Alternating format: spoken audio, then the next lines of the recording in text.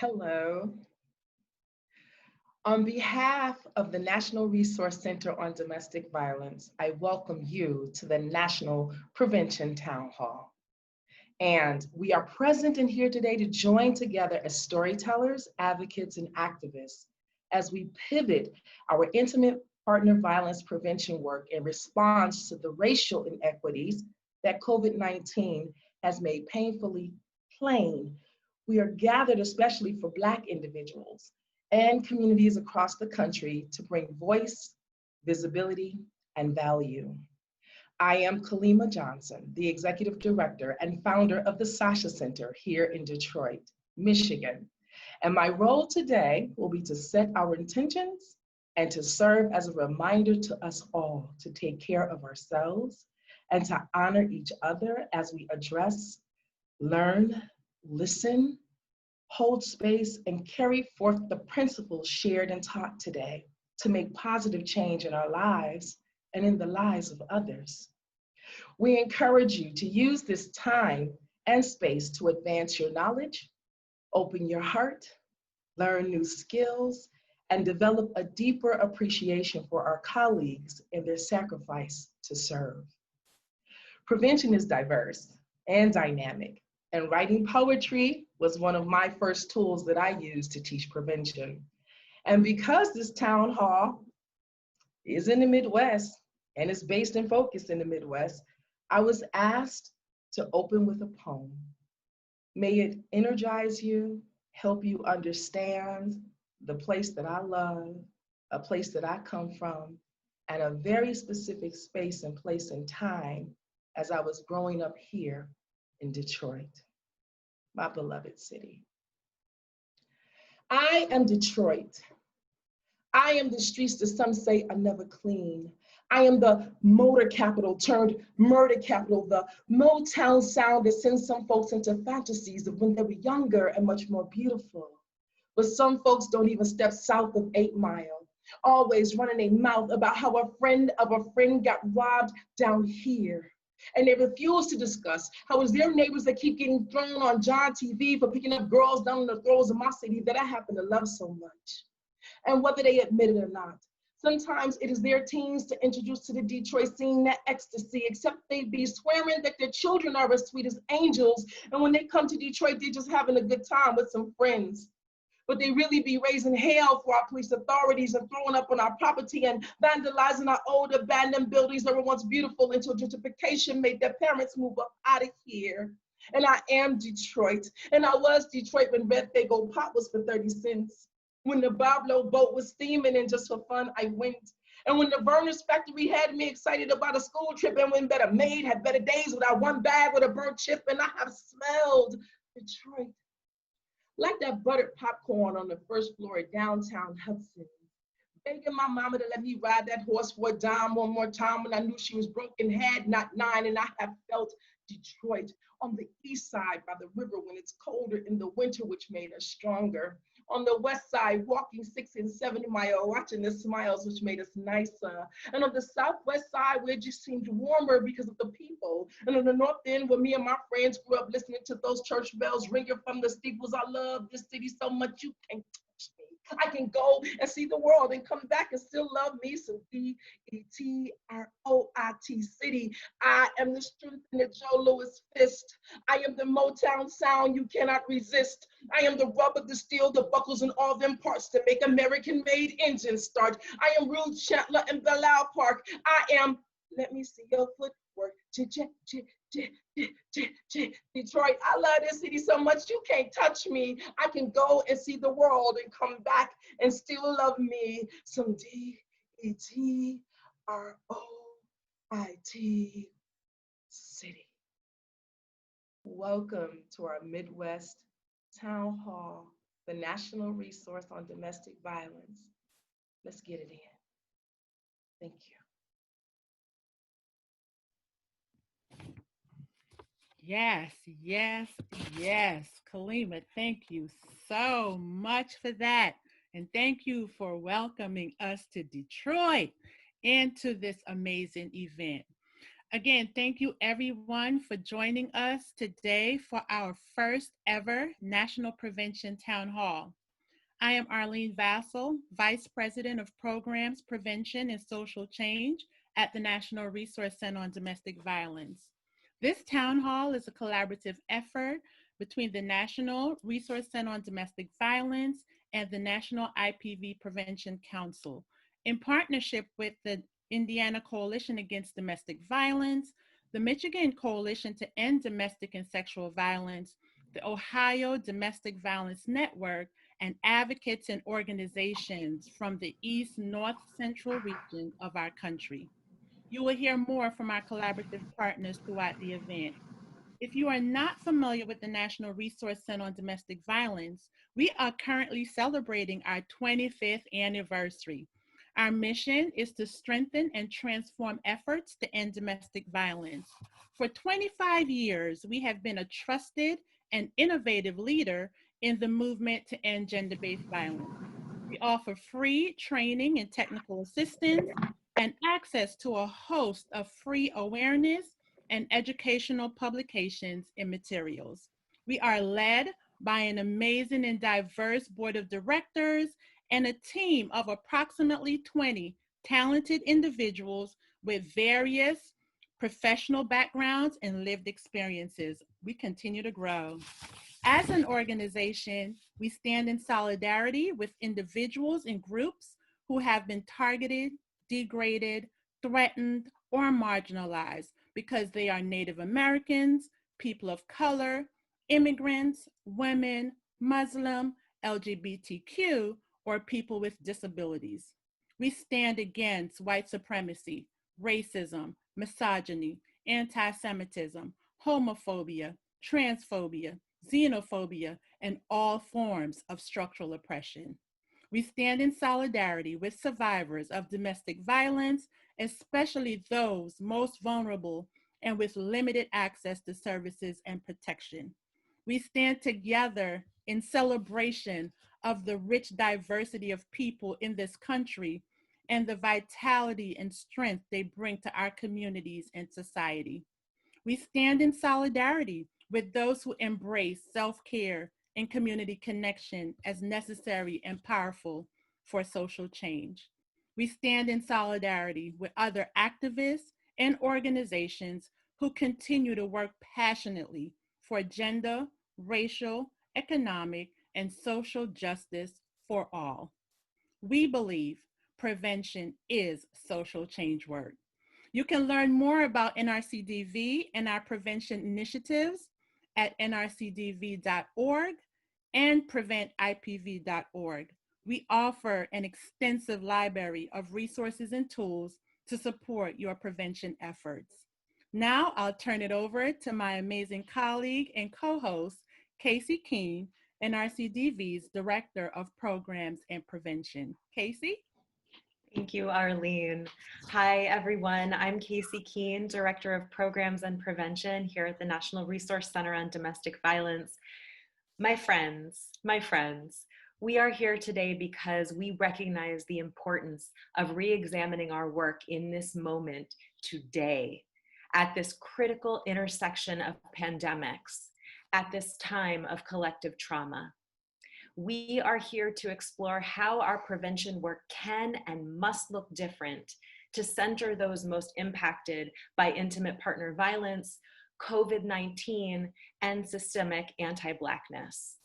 We are here because we know that all of our communities are connected, that we cannot do this work in isolation, that we must follow the lead of Black, Indigenous, and people of color, that community care is a pathway to collective liberation, that community activism to dismantle all forms of power-based violence is intimate partner violence prevention, that prevention work is not separate from our movement work for justice, safety, healing, and resilience, and that we must lead with our hearts in order to build our beloved community.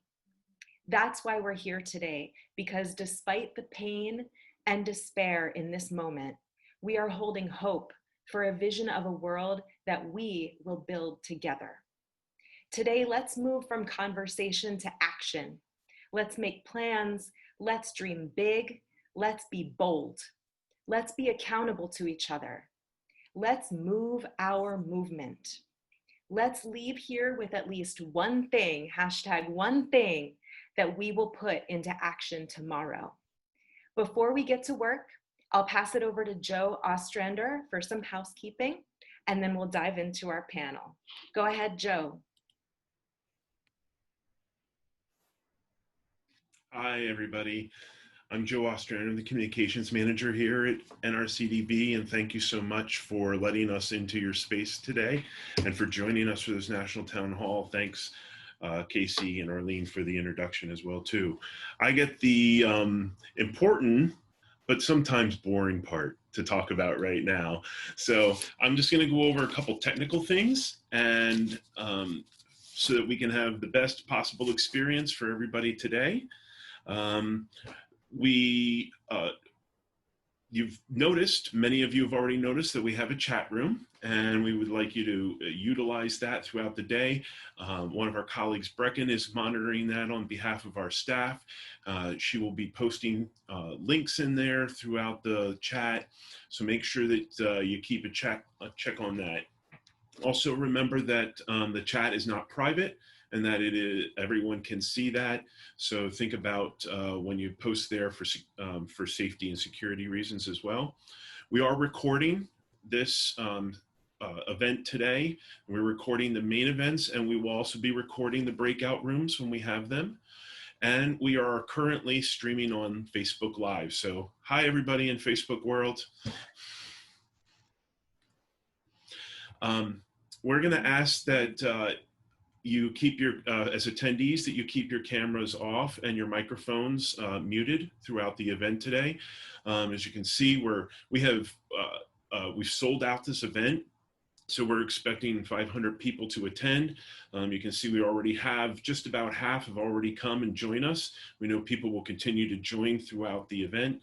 Throughout the day, and you can imagine what that will do, filling up your screens with cameras and knowing who will be speaking at the time. So our presenters and our speakers will come on and off as their schedule allows. At the bottom of your screen, there are a bunch of buttons, and one of them should be a reactions button. I sure hope it's there for everybody. The reactions button is there, and that's a way for you to give thumbs up and clap, and just thumbs up and clap. We don't want any other ones. This way to give us some nonverbal feedback or non-written feedback throughout the event, so please feel free to use them. For closed captioning, we are offering closed captioning today, both in English and from English to Spanish. Brecken, I know, oh, she just did it right now. So there's links in the chat room over to your side here.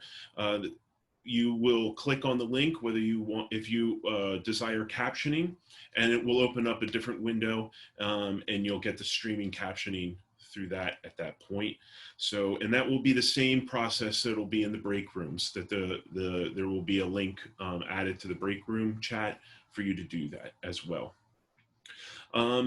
We're going to ask that when we go to breaks today, we're going to have some breaks throughout some short breaks and some longer breaks, that you please do not log off. Don't close out and don't log off.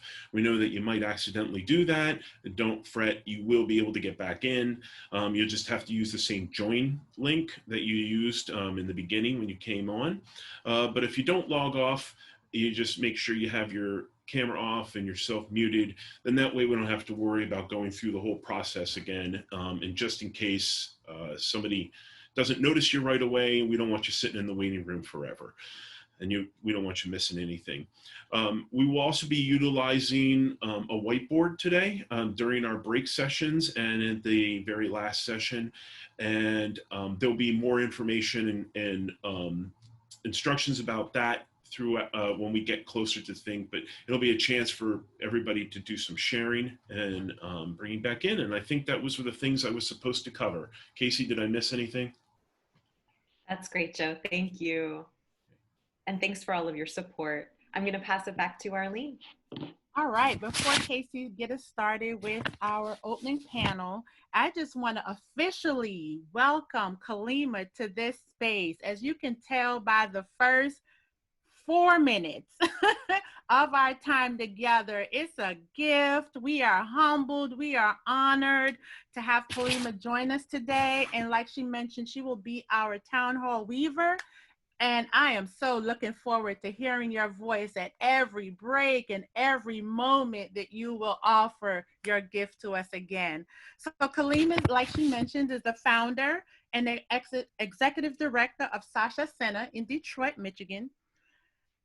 Kalima has 20 years of advocacy experience and created a comprehensive model for women of color seeking sexual assault services and advocacy titled The Sasha Model, Black Women's Triangulation of Rape. Thank you for your expertise, your knowledge, and your energy. Thank you so much. I'm so excited to be here. Thank you. Casey?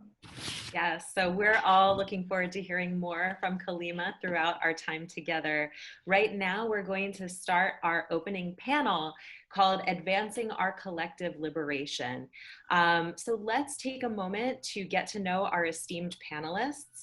I would invite our panelists to please share your video as we introduce you. We're just gonna go through your amazing bios. So I'll start with Tamika Boyd-Jones. Pronouns she, her, hers. She is program specialist and preventionist at the Indiana Coalition Against Domestic Violence. Tamika is also the rape prevention education coordinator for the organization. Tamika recognizes the importance of prioritizing marginalized communities and engaging with multi-sectoral partners to develop and implement strategies that promote safety, stability, and nurturing relationships and environments equitably. Tamika serves as co-chair of the Indiana Disproportionality Committee. She is an active member of the Commission of Improving the Status of Children in Indiana's Equity, Inclusion, and Cultural Competence Committee, and the Indiana Health Equity Action Team. Tamika previously had held various positions within state government and the not-for-profit sectors, including child abuse prevention, juvenile delinquency prevention, and correctional and reentry programs. She earned her Master's of Science in Human Services and her Bachelor of Science degree in Criminal Justice and Criminology from Ball State University. Welcome, Tamika. Next, I'd like to welcome Colleen Yeko. Please, share your video so we can see your face. Pronouns she, her, hers. Colleen has served as an advocate in the domestic and sexual violence fields for over 20 years and currently serves as the coordinator of prevention initiatives for the Indiana Coalition Against Domestic Violence. In this role, Colleen works with community, state, and national partners to develop, implement, and evaluate new strategies for preventing intimate partner violence. Welcome, Colleen. Next, I'll introduce Cherie Thomas. Pronouns she, her, hers. Cherie is the Associate Director of the Michigan Coalition to End Domestic and Sexual Violence. She engages in prevention, intervention, and creative inclusive environments for survivors, advocates, and the community as a whole. Cherie brings both direct service and nonprofit management experience. She is a graduate of the University of Toledo, where she earned a master's in liberal studies with a concentration in diversity and multicultural studies, a bachelor's in liberal studies with a concentration in women and disability, an associate's in correctional technology, and a certification in diversity management. Her desire to create equity for all extends into her work as a doula, where she assists BIPOC birth givers with the tools necessary to minimize the trauma experienced during childbirth. She is also a racial healing practitioner. Her leadership experience includes executive director, program manager, and senior director of programs in several nonprofits. In 2011, she authored a book entitled See Me for Who I Am that addresses sexual assault issues faced by African American women. Cherie served as a board chair for the Society for History and Racial Equity and was featured in an exhibit at the Kalamazoo Valley Museum called Voices for Social Justice. Her passion lies in providing equitable services that are accessible for communities. Arlene? Hey, and let me introduce Layla Elabed, pronouns she, her, hers. She's a program specialist with the Michigan Coalition to End Domestic and Sexual Violence and has been in the movement for 8 years with a focus in the Arab and Muslim American community. Welcome, Layla. And I'll also introduce Glenn Harris, pronouns he, him, his. He is the Engaging Men Program Coordinator responsible for gender-based violence prevention, training, and support geared towards creating and supporting communities where all people can live free of violence within their relationships and establishing healthier definitions of masculinity and healthier norms surrounding gender-based violence. Glenn's primary role is engaging men and boys in domestic and sexual violence prevention with Ohio Men's Action Network, OMAN. In this role, Glenn co-facilitates OMAN Presents, the new playbook, Standing Strong to Promote Nonviolence, and facilitate various conversations with stakeholders across Ohio. Prior to the Ohio Domestic Violence Network, Glenn's background includes working in the arenas of responsible fatherhood, ex-offender reentry, and youth mentoring. Additionally, Glenn still serves as a board member with the Ohio Practitioners Network for Fathers and Families, the SINBA, Safe in My Brother's Arm mentoring program, and the Central Ohio Restored Citizen Collaborative. A graduate of Otterbein University with a bachelor's in both business, administration, and religion, Glenn has been with the Ohio Domestic Violence Network since August 2019. Welcome, Glenn. And lastly, Kalitha Williams, pronouns she, her, hers, is the Director of Asset Building at Policy Matters, Ohio, where she is charged with engaging policymakers in family financial stability issues. She began her career as a fellow in the Ohio Legislative Service Commission and has a strong background in advocacy, policy, and leadership from her previous positions with the Ohio House of Representatives, the Columbus Urban League, and the Ohio Domestic Violence Network. Currently, she serves on the board of the Consumer Federation of America and the Ohio Women's Public Policy Network. She's an inaugural member of the Columbus Young Professional Commission, founding vice president of the Columbus Urban League Young Professionals, former Political Action Committee chair of the Ohio Conference of the NAACP, and 2017 fellow of the Congressional Black Caucus Policy Leadership Bootcamp. Kalitha has a bachelor's degree from Denison University and a master's in public administration from Central Michigan University. What a panel. I am so excited. Casey, you can start us off with the first question. Great. Thanks so much to everybody who took the time to submit such thoughtful and deep questions. We will respond to those questions, to a set of questions, and then we will be following up with responses to those that we didn't get to touch on today. So first, about pivoting our work.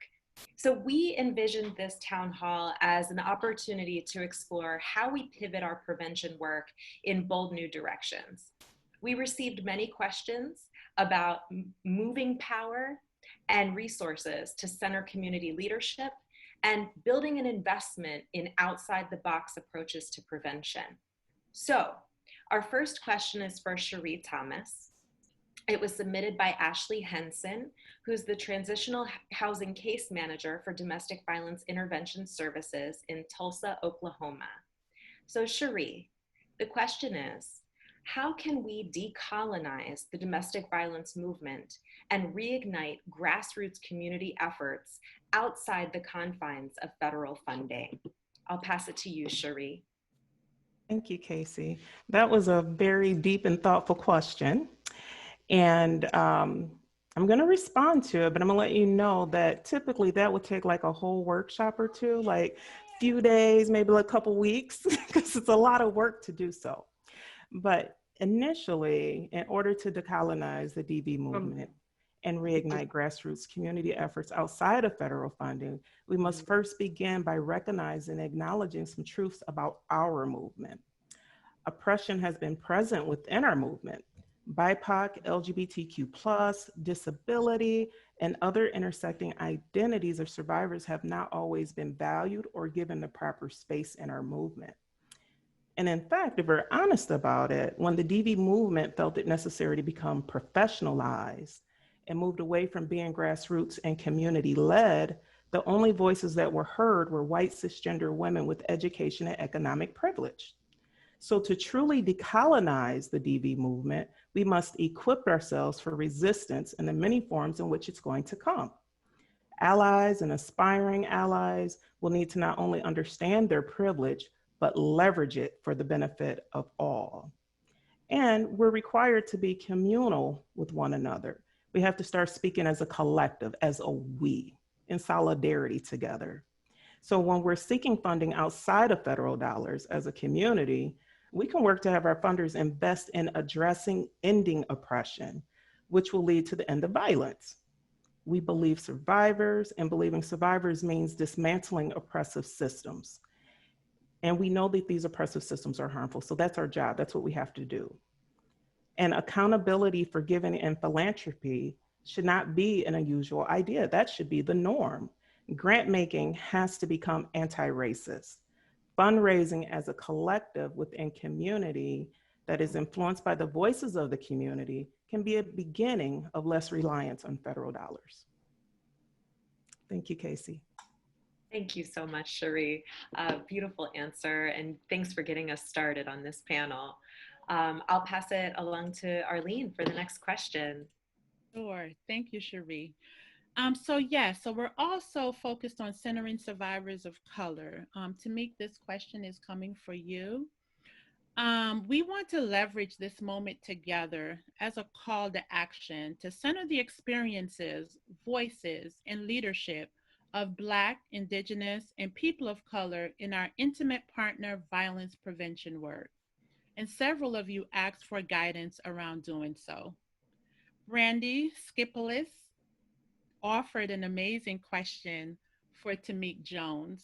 Brandy, are you available? Yes, hi. Okay, so my question is, how can we address the intersection of race and gender identity in serving transgender victims of intimate partner violence who are Black, Indigenous, or other people of color? Thanks, Brandy. Tamik?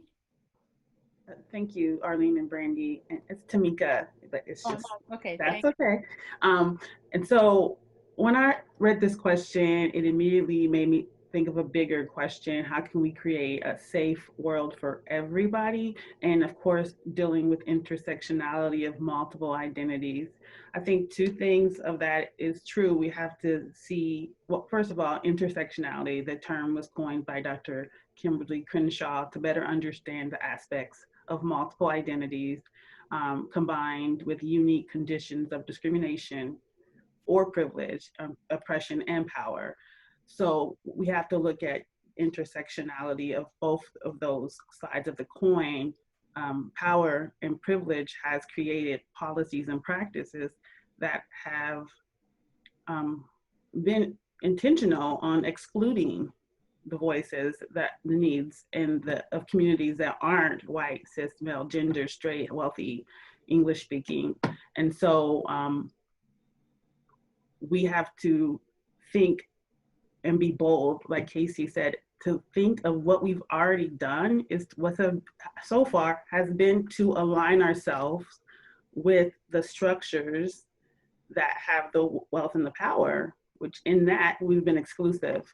We've been excluding so many groups of people, especially people of color and people who are trans and people who have disabilities and people, Black people. So I think we have to just prioritize differently. We have an over-reliance on the criminal justice system and policing that have not served those people well. So we have to consider ways to do our work with not the over-reliance on those systems. We have to create shelters and spaces that are welcoming and accommodating for people of multiple identities. We have to be mindful of not recreating people's trauma. We have to make sure our leadership in our boards, our staffing, our leadership in our organizations are people that identify with multiple identities, that have been marginalized, and we have to be intentional to listen and value the voices and experiences as much as we value education and as an experience. And so we have to be diverse and inclusive in who we partner with, what organizations we listen to, and make strategies that actually move power and not just move information. So, and I like I said in my bio, engaging in multi-sectorial, non-traditional partnerships that uses intersectionality of social identities to create structural and systems change. That's my answer. Awesome. Thank you. Move power and not just move information. Thank you so much. And Brandy, thank you for that question. Casey? Wonderful, thanks. So our next question is around policy change. Many of you wondered about impacting systemic change at multiple levels of the social ecology. So now we'd like to invite Caitlin Douglas, who is the DV Program Coordinator for Child Inc. in Wilmington, Delaware, to please unmute yourself and share your question for Kalitha Williams. Are you with us, Caitlin?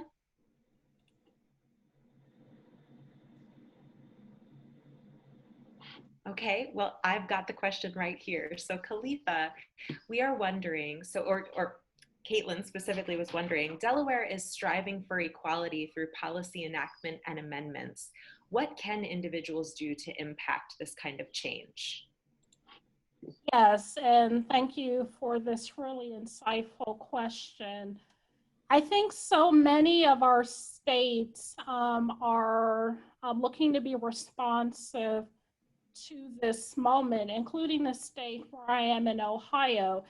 And I think this is the time that, you know, collectively we focus on recentering policymaking back to the public and take it beyond the realm of just, you know, our traditional elected officials, special interests, and our corporate business communities.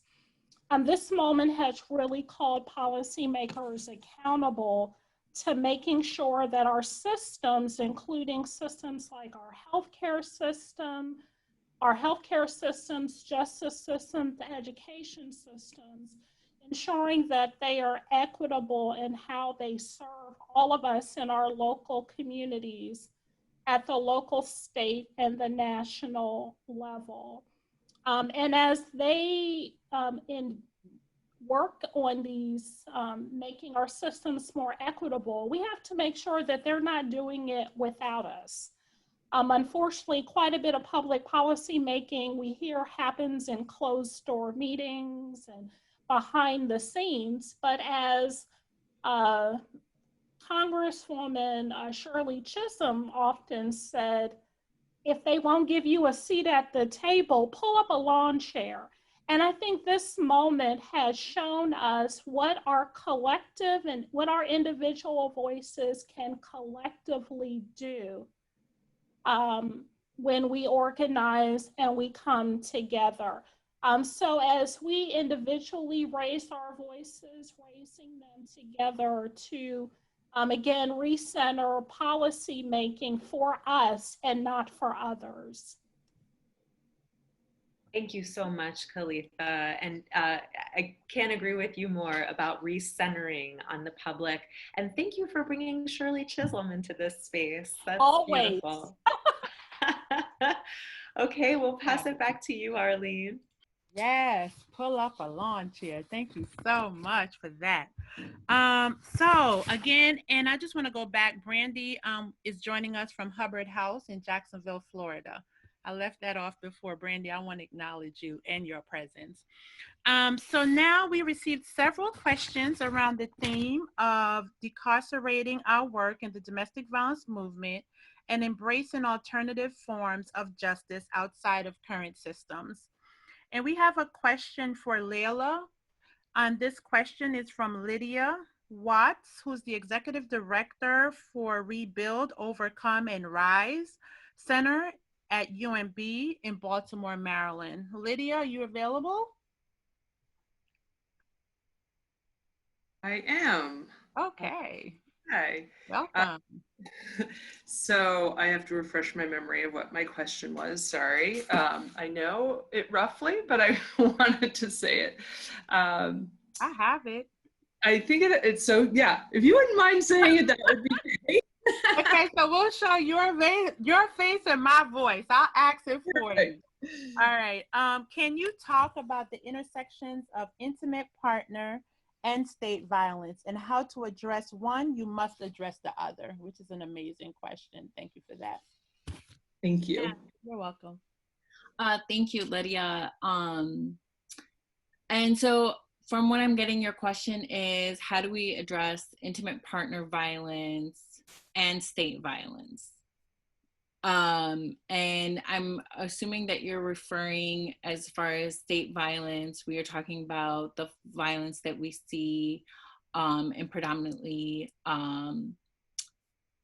Black and Brown communities. Am I correct? That, and I mean, just the violence, I don't mean just, but the violence of white supremacy, right? So Right. all of the ways in which structural violence. Yeah, I, you know, along with, you know, my colleagues at the coalition, we intensely believe that you can't do this work, you can't do intimate partner violence work, domestic violence prevention work, or sexual assault prevention work without doing work around anti-oppression, anti-racism, and talking about white supremacy culture and how it shows up in our systems. Even within our movement, how white supremacy culture shows up within our gender-based violence prevention movement, right? And I think you have to do that work first, or in tangent with DV work, DV prevention work, and it doesn't have to be. It's complicated, no matter how you look at it. But I think that when looking at your own agency, looking at your partners within your community that you partner with, and looking at how their policies, their procedures, or their systems are essentially aligned with that white supremacy culture, and calling it out and seeing it the ways that we can shift those things. And I also want to give space for my colleague Cherie to step in if she has any more to add to that.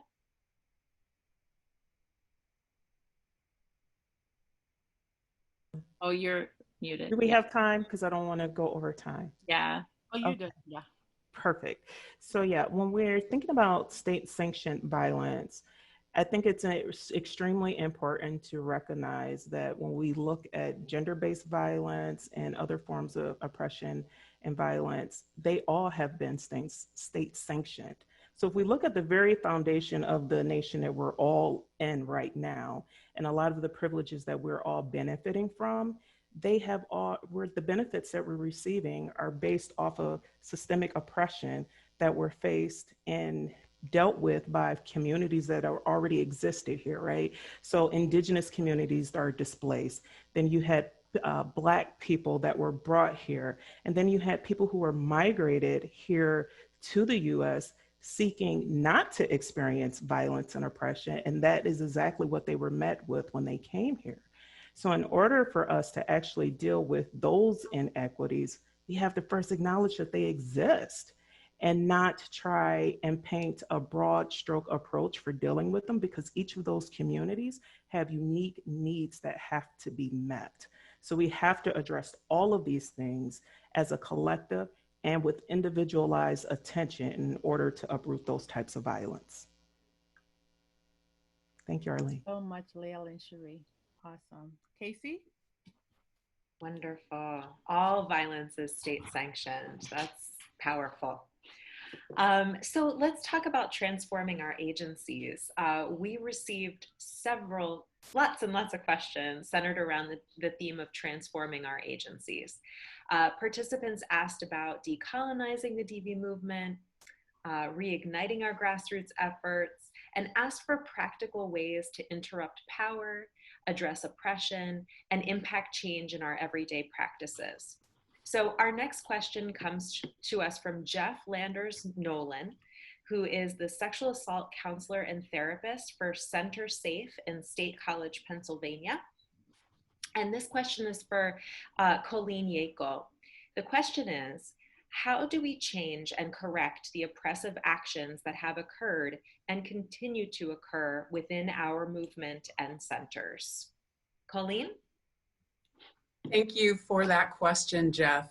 I want to start by acknowledging that I don't have all the exact right answers to that. I don't know that we have that figured out, but I want to just talk about what we are trying here in Indiana, what's making sense to us right now. So as we think about this problem, it feels really important to start with an acknowledgement of our agency's participation in the creation and maintenance of systems that have supported white supremacy. And that is both through creating service supports for survivors of violence that excluded marginalized communities from those supports, and also our reliance on law enforcement that has resulted in the disproportionate incarceration, family separation, deportation, poverty, and community disruption for communities that have been marginalized. So we had to start with an acknowledgement of our legacy and the harms of that legacy. Then after the acknowledgement, the next essential question is, okay, what are you gonna do about it, right? Like, how are we gonna head towards better and towards appropriate? So for us, the next step in this progression is really centering and listening. And for us, listening had two parts. The first part was really to do our homework.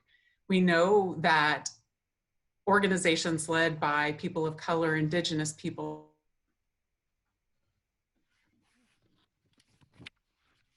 about ourselves for a really long time, and we have allowed ourselves to engage in selective listening. But now we had to listen differently. We had to listen to hear, to feel, to own the impacts of our legacy, and also listen to be led. So we started by listening, just really doing our homework. And part two of listening for us was really to listen to communities that have been marginalized here in Indiana, to really be with them and to ask, what is it you need? What are your priorities for safety in your community?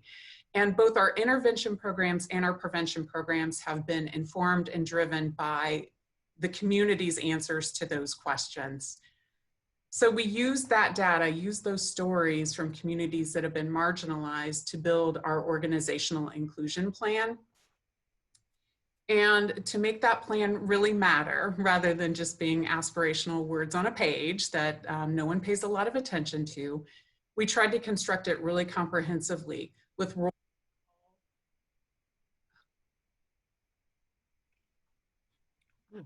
Oh dear.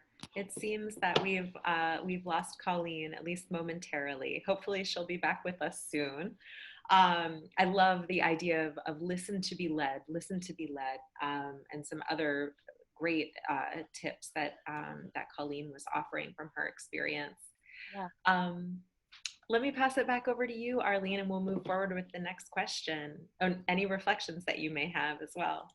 Oh no, just the fact that, like Colleen was saying, the information that they're gathering is informing their intervention and prevention efforts within their organization. So Colleen and her colleagues will again present in a breakout session. So we'll hear more from Colleen if she's not back on before we transition into the second half. So again, we received several questions about engaging men, especially men of color, in our prevention work. In many ways, this moment has prompted many to explore the role of allies in our work, exploring things, like performative allyship versus action, and true accountability for those with privilege and power. So this question is for Glenn Harris, and it's from Kiera Lynn Frederber. Please, I apologize if I am mispronouncing your name. Educator from Spark in Sarasota, Florida. Kiera, are you available? Carolyn? Okay, well, I'll ask the question. Glenn, are you ready? Absolutely. All right. So knowing how important it is to engage men in the movement, how do we deal with men who do this work but are predators? Absolutely. Great question. And I'm going to answer this in a way that is more all-inclusive. I think in addition to just men in the movement that, may be perpetrators, I've seen people in the movement who are perpetrators of white supremacy. I've seen people in the movement who are perpetrators in just gender biasness. So I'm going to answer that question kind of all-encompassing. First and foremost, I'll start with saying that, being kind of new to this field, one of the first things that I noticed is this culture that we call call-out culture. And then initially, I was a little disturbed by it, being not used to it, and to a point that at certain times it kind of felt like the call-out was doing just as much harm as the original harm. And I think that's where my uncomfort came from. So as we talk about, how do we, handle these particular situations, I think call-out culture is a good culture to have, but I think we need to be careful and mindful of how we call out.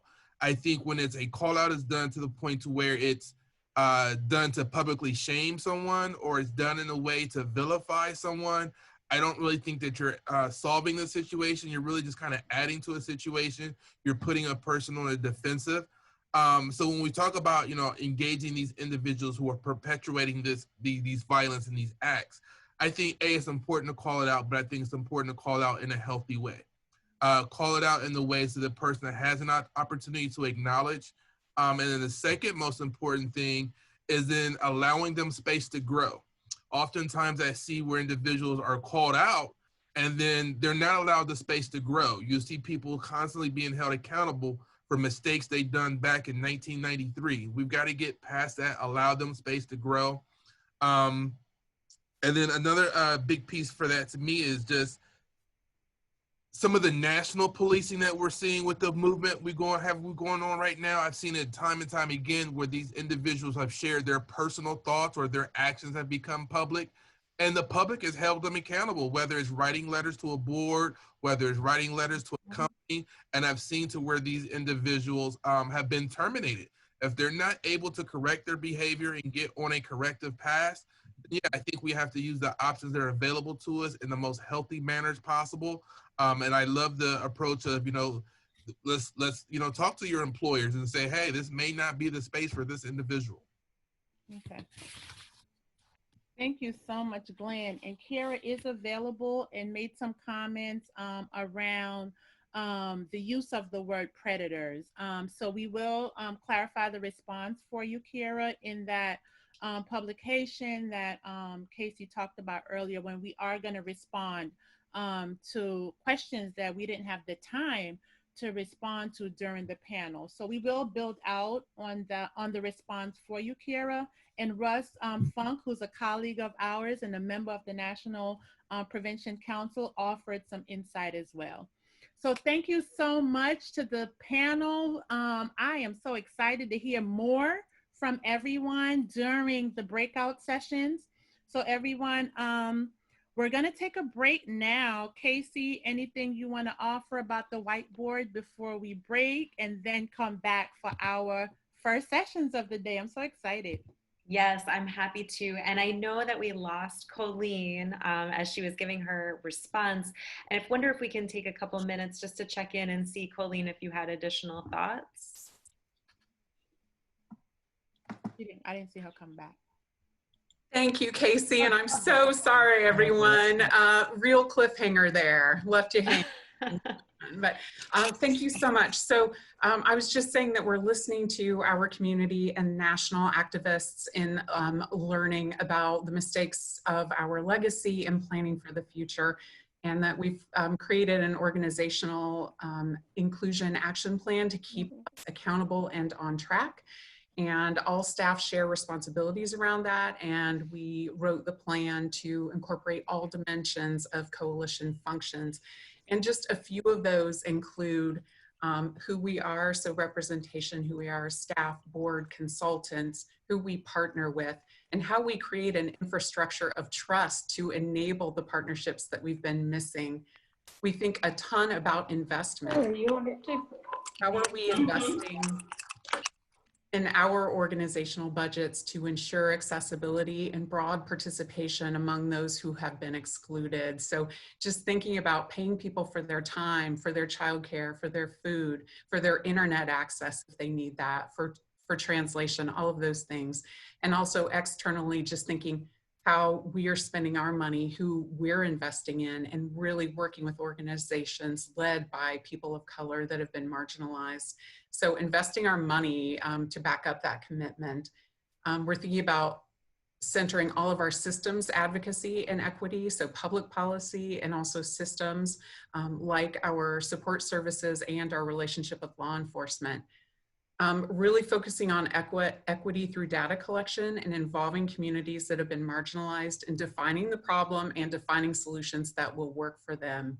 And finally, just being so transparent about all of this. So as soon as we have our finalized plan in the beginning of October, we're going to publish it online so that all of our stakeholders can keep us honest, can offer us revisions, advice, reaffirm our commitment if we slip. And we're looking to identify and pay an accountability partner from an organization that serves marginalized communities to keep us in relationship around that commitment to accountability. Thanks so much. Thanks, Colleen. And it was brought to our attention, there's lots of questions happening in the chat box, lots of communications.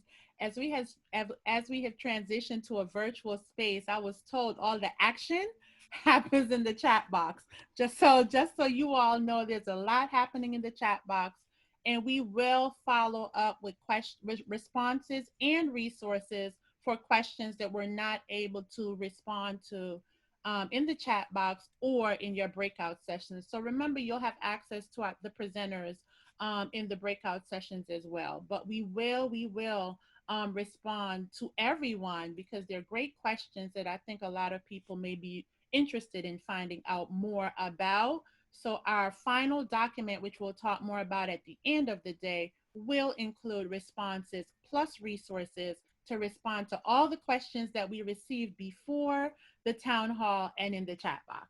So thank you all so much for your great questions and for all the awesome engagement that's happening right now. Thank you, Brecken, for monitoring the chat box. You are just awesome in the chat box, and thank you for that. Casey? Yes, so let's go ahead and move to our 10-minute break. I'm going to ask Justine to please go ahead and share our whiteboard. During all of the breaks today, as Joe mentioned, we are inviting you to share your thoughts on our whiteboard. And the way you would do so is just if you go to the top of your screen and click on View Options, there's an Annotate option there. And so when you choose that, tools will come up that will enable you to post to the whiteboard. And during this 10-minute break, we're inviting you to respond to the question, what is giving you joy right now? When we come back, we'll be heading into our first breakout sessions. So we'll see you at 2:05 Eastern, 1:05 Central, 11:05 Pacific. Thanks, everybody. And remember, do not log off. Thanks, Arlene. Just take your video off. Thanks. Thank you.